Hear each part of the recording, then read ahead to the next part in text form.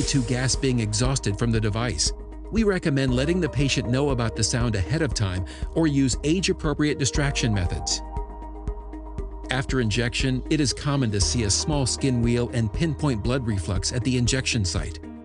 Massage the area with sterile gauze after the injection, as this helps to further disperse the medication.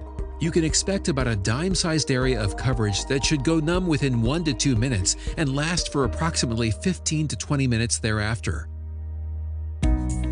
Here are some common mistakes and best practices while using the J-tip. Common mistake number 1. Not holding the J-tip down for an additional 2 to 3 seconds after activating. This is a common mistake. Lifting J-tip too quickly after activation can result in medication spraying out on the surface of the skin.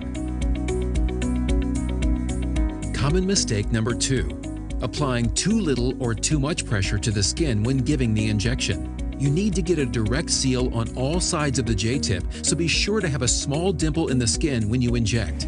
If there is too much or too little pressure, the medication can spray onto the surface of the skin and will not be absorbed. Common mistake number 3. Accidentally injecting directly over a vein.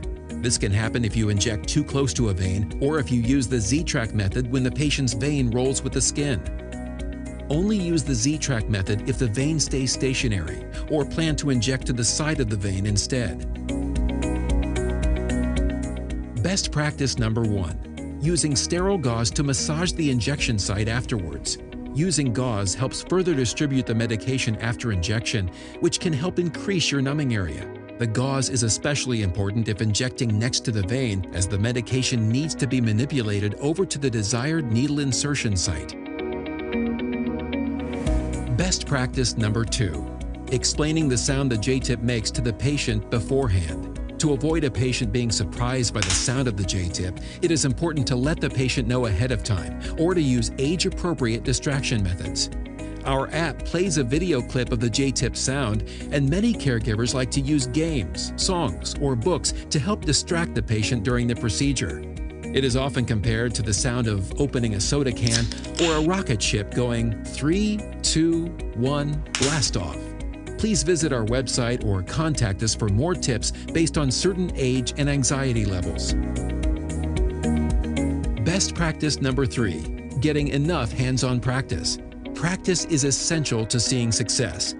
Get used to the sound, how to squeeze the trigger, and proper positioning on the patient. Utilize super users, child life specialists, and reach out to staff who feel comfortable with J-tip for assistance and support. Using the J-tip on school-age patients or older for your first time can help give better feedback as you are getting more comfortable. They also tend to be less fidgety and anxious than toddler-aged patients. If your patient is unable to sit still or is severely anxious, other pain management options may be used.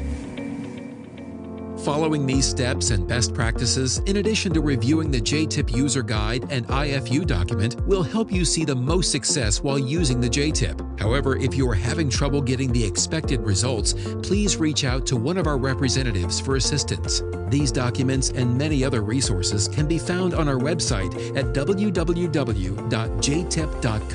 under the Resources tab. Thank you for learning about the J-tip needle-free injector. We hope this video training guide will help you feel confident while using the J-tip, and most importantly, help to improve your patient's experience. Thank you for watching.